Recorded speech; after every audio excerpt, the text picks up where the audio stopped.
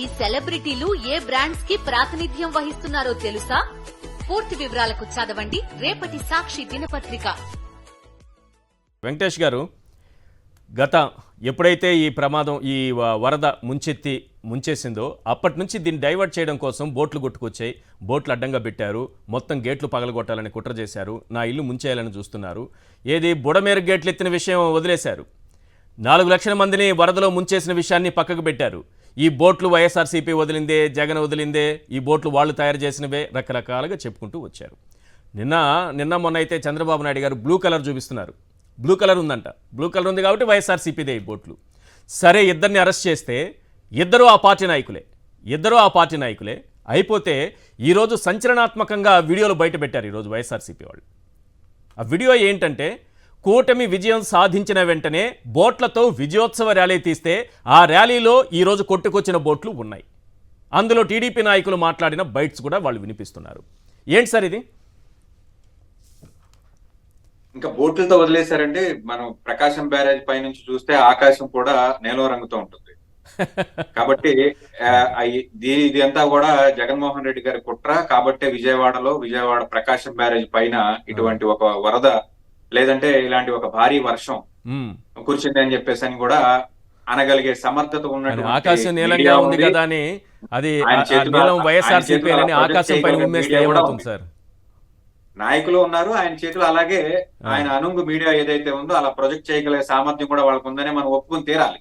ఎందుకంటే ఒక వారం రోజులుగా ఇటువంటి ఒక ఏమంటారు భావదరిద్రంతో కొట్టుకులాడిపోతున్నటువంటి ఇటువంటి ఒక ఆరోపణలను భుజాల మీద మోయాల్సినటువంటి పరిస్థితి వైఎస్ఆర్సీపీ పార్టీకి వచ్చింది. ఎంత డ్యామేజ్ కంట్రోల్ చేసుకోవాలని చెప్పేసి ట్రై చేసినప్పటికి కూడా, నిజాలని ప్రజలకు చెప్పాలని మనం ట్రై చేసినప్పటికి కూడా ప్రజలు ఏముంటే మెజారిటీ ప్రజలు ఏ మీడియానైతే చూస్తారో వాళ్ళు ఏమి చూపించాలనుకుంటున్నారో వీళ్ళు చూసేటువంటి పరిస్థితి, వీళ్ళు ఎటువంటి ఫుడ్ తినాలనుకుంటున్నారో అటువంటి ఫుడ్ వాళ్ళు పెడితేనే తినేటువంటి పరిస్థితి. కాబట్టి ప్రజల్ని ఈజీగా భ్రమపరచొచ్చు, లేకపోతే తప్పుదారిలో పట్టించవచ్చు అని చెప్పేసి ఈ ప్రభుత్వం కాకలు తీరిపోయిందని చెప్పేసి చెప్పాలి. ఒక రకంగా చెప్పాలి, ఈ ఒక్క విషయం అనే కాదు, గతంలో కూడా చాలా సార్లు ప్రపంచంలో ఏం జరిగినా అది వైఎస్ఆర్సీపీ అగెనెస్ట్ ఆంధ్రప్రదేశ్ కానీ అగెనెస్ట్ తెలుగుదేశం పార్టీ ప్రభుత్వానికి జరిగితే అది కేవలం వైఎస్ఆర్సీపీ పార్టీ లేదా జగన్మోహన్ రెడ్డి పార్టీ, లేకపోతే జగన్మోహన్ రెడ్డి గారి యొక్క ఆలోచన విధానం ఇలా ఉంటుంది అని చెప్పేసి చెప్పడానికి వాళ్ళు ప్రొజెక్ట్ చేయడానికి ట్రై చేస్తూ ఉంటారు. మోరోవర్ ఈ వరద ప్రకృతిలో సహజ సిద్ధంగా వచ్చినటువంటి వరద కాదు, కేవలం వర్షం మాత్రమే ప్రకృతిలో సహజ సిద్ధంగా వచ్చినటువంటి వర్షం.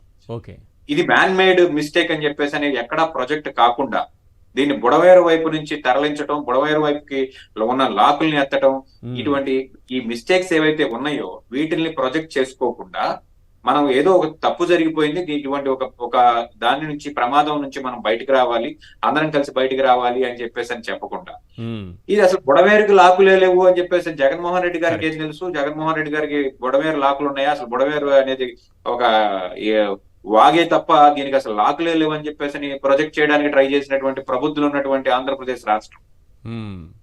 సాక్షాత్తు వైఎస్ రాజశేఖర రెడ్డి గారు పోలవరం కుడి కాలువ తవ్వించి దాన్ని బుడవేరుకు అనుసంధానం చేసి కృష్ణానది తర్వాత పట్టిసీమను కూడా తీసుకొచ్చి దానిలో కలుపుకుని వీళ్ళు పవిత్ర సంగమం అని చెప్పేసి ఒక పేరుతో కోట్లాది రూపాయలు వీళ్ళ దిగమింగి ఈ రోజు ఆ కృష్ణానదికి ఇటువంటి పరిస్థితి పట్టించారని చెప్పేసి మనం చెప్పాలి. ఒక్క 3 రోజుల ముందు ఇరిగేషన్ శాఖ కానివ్వండి, గనుల శాఖ కానివ్వండి, మున్సిపల్ శాఖ కానివ్వండి కళ్ళు తెరిచినట్లయితే ఈ రోజు అమరావతికి కానివ్వండి, విజయవాడకి కానివ్వండి ఈ దుస్థితి వచ్చేది కాదు.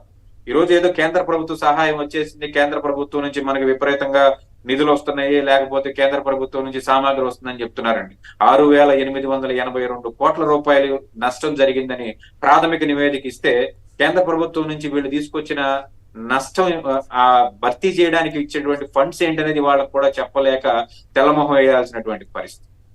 వీళ్ళు చేసినటువంటి అపరాధాలకి, వీళ్ళు చేసుకున్నటువంటి వ్యవహారాలకి ఈ బుడవేరు కట్టలు ఏవైతే డ్యామేజ్ అయినాయో ఈ డ్యామేజ్లను పూడ్చి మేమేదో అద్భుతాలు చేశాము, మేము 24 గంటల్లో చేసాము, 48 గంటల్లో చేసామని చెప్పేసి మళ్ళీ ఒకరికొకరు వీళ్ళే బాకాలు ఊదుకోవటం, వీళ్ళే భుజాలు తెరుచుకోవటం ఏంటో అర్థం కానిటువంటి పరిస్థితిలో అపారమైన నష్టం జరిగింది సార్. విజయవాడ విజయవాడలో ఉన్నటువంటి సింగనగర్ కానివ్వండి, బుడమేరు ఆయకట్టులో ఉన్నటువంటి ఈ ప్రాంతానికి అపారమైన నష్టం జరిగింది. ఈ నష్టాన్ని ప్రొజెక్ట్ చేయడం పక్కన పెట్టేసి సాక్షాత్తు బందర్ రోడ్ లో ముఖ్యమంత్రి గారు కూర్చుని, ఒక 5 స్టార్ హోటల్ ముందు బందర్ రోడ్ లో సబ్ కలెక్టర్ ఆఫీస్ లో ముఖ్యమంత్రి గారు కూర్చుని ఏం చేస్తున్నారో అర్థం కానటువంటి పరిస్థితి.